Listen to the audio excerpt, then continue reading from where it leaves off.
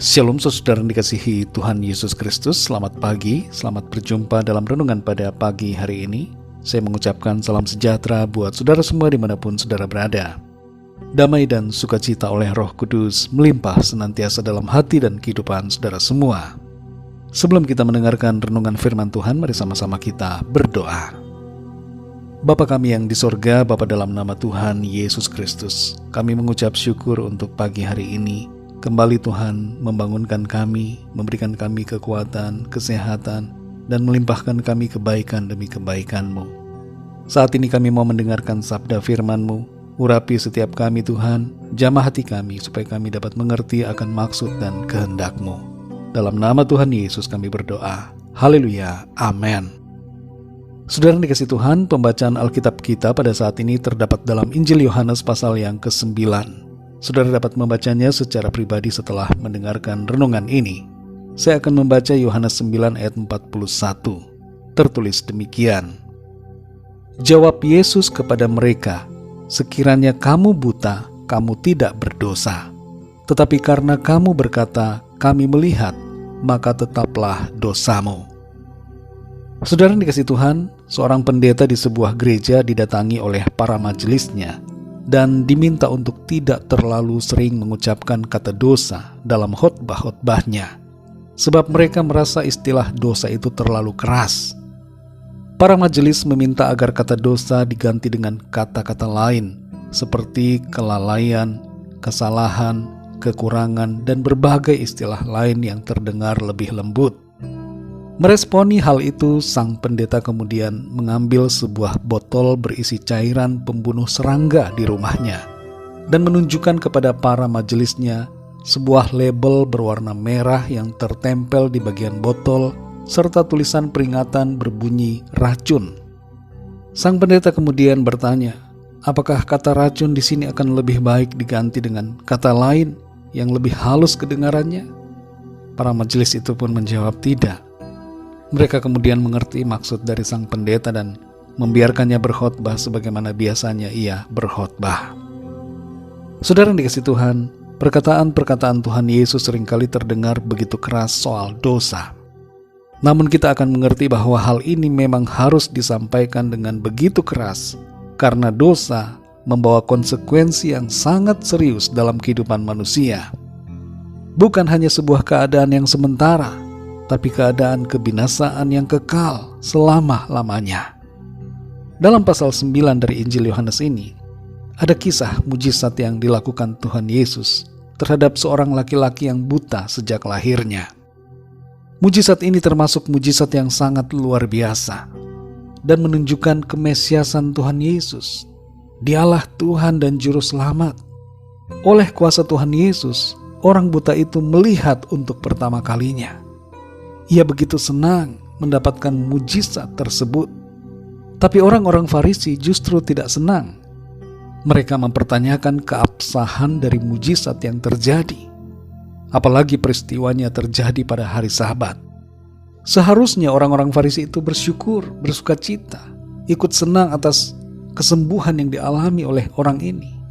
Tapi mereka malah mempermasalahkan soal halal atau haramnya mujizat tersebut. Mereka mencari-cari kesalahan dari Tuhan Yesus.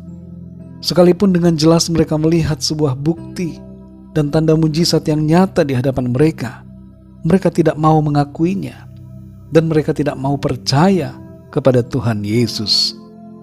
Dalam ayat 41 Tuhan Yesus berkata kepada orang-orang Farisi itu, sekiranya kamu buta, kamu tidak berdosa.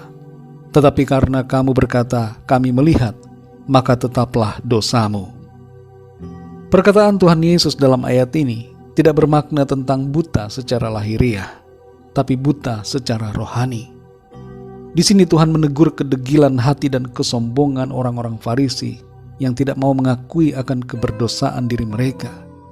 Secara sederhana ayat ini mengandung pesan agar kita menyadari dan mengakui akan keberdosaan diri kita dan akan kebutuhan kita akan Tuhan Yesus. Penting sekali sebuah kesadaran dan pengakuan dari diri kita bahwa kita berdosa dan memerlukan pengampunan dari Tuhan. Orang-orang yang sombong secara rohani, yang merasa diri benar, tidak akan mau mengakui keberdosaannya dan tidak mau meminta pengampunan Tuhan. Tapi tentu kita tidak demikian, saudara.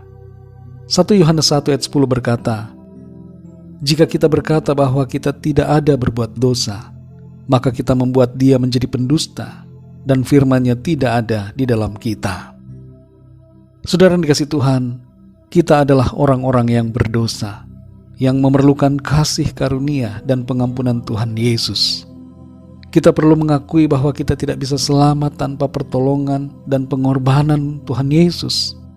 Biarlah mulut kita ini mengakui dan percaya kepada Tuhan Yesus, supaya dengan demikian kita diampuni dan disucikan, dibaharui dengan kuasa darah-Nya. Jangan kita sombong dengan kerohanian kita. Jangan kita merasa diri kita benar dan bisa selamat dengan usaha kita. Tapi mari akuilah Tuhan Yesus dalam hidup kita, agar kita mengalami berkat-berkat yang sejati dari Tuhan dan mengalami hidup yang kekal selama-lamanya. Mari kita berdoa. Bapa kami yang di surga, Bapa dalam nama Tuhan Yesus Kristus, kami mengucap syukur untuk firman-Mu yang sudah kami baca, dengar, dan renungkan pada saat ini. Lewat kebenaran firman-Mu, kami mengerti bahwa sudah seharusnya kami mengakui akan keberdosaan kami. Kami mengakui akan kelemahan kami dan kebutuhan kami akan Engkau, Tuhan Yesus. Engkaulah Tuhan, Juru Selamat yang kami perlukan. Di dalam Engkau kami memiliki anugerah, keselamatan, dan kehidupan yang kekal. Tanpa-Mu kami binasa. Dengan kekuatan diri kami sendiri kami tidak bisa. Kami justru akan tersesat dan terhilang selama-lamanya. Usaha diri kami sendiri tidak akan membuat diri kami benar. Sebab kesalehan kami seperti kain kotor yang tidak berguna dan sia-sia. Tapi kasih karunia-Mu itu yang menyelamatkan kami. Dan penebusan-Mu yang membaharui kami ya Tuhan. Menjadikan kami ciptaan baru di dalam Engkau. Terima kasih untuk kasih-Mu Tuhan. Engkau mengampuni dan mengangkat kami sebagai anak-anak-Mu. Engkau menyelamatkan kami dan menganugerahkan kami kehidupan yang kekal. Kami bersyukur dan bersuka cita untuk firman-Mu dan kuasa keselamatan yang Tuhan berikan pada kami. Berkati kami di sepanjang hari ini Tuhan, dalam segala aktivitas kami. Biarlah dalam semuanya kami senantiasa memuliakan nama Tuhan. Kami berdoa bagi yang sakit dan dalam pergumulan, agar Tuhan menjamah, menyembuhkan, memberikan sukacita, kekuatan, damai sejahtera, pemulihan terjadi, dan jalan keluar Tuhan nyatakan, Tuhan berikan kepada setiap kami.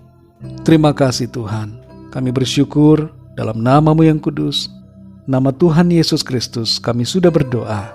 Haleluya. Mari sama-sama kita berdoa doa Bapa kami.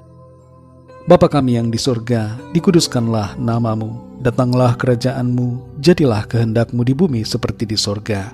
Berikanlah kami pada hari ini makanan kami yang secukupnya. Dan ampunilah kami akan kesalahan kami, seperti kami pun mengampuni orang yang bersalah kepada kami. Dan janganlah membawa kami ke dalam pencobaan, tetapi lepaskanlah kami daripada yang jahat, karena Engkaulah yang punya kerajaan dan kuasa dan kemuliaan sampai selama-lamanya. Amin. Terimalah berkat Tuhan. Tuhan memberkati engkau dan melindungi engkau. Tuhan menyinari engkau dengan wajah-Nya dan memberikan kasih karunia. Tuhan menghadapkan wajah-Nya kepadamu dan memberikan damai sejahtera. Berkat anugerah dari Bapa Surgawi, cinta kasih karunia dari Tuhan Yesus Kristus, dalam persekutuan dan penghiburan Roh Kudus, menyertai kita semua sekarang ini dan sampai selama-lamanya.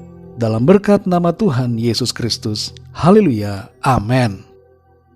Puji Tuhan, saudara yang dikasihi Tuhan, saya percaya firman Tuhan menjadi berkat dan kekuatan buat saudara semua, dan Roh Kudus akan menolong saudara untuk lebih lagi memahami kebenaran firman Tuhan. Tuhan Yesus memberkati saudara semua. Sampai jumpa dalam renungan yang berikutnya. Haleluya.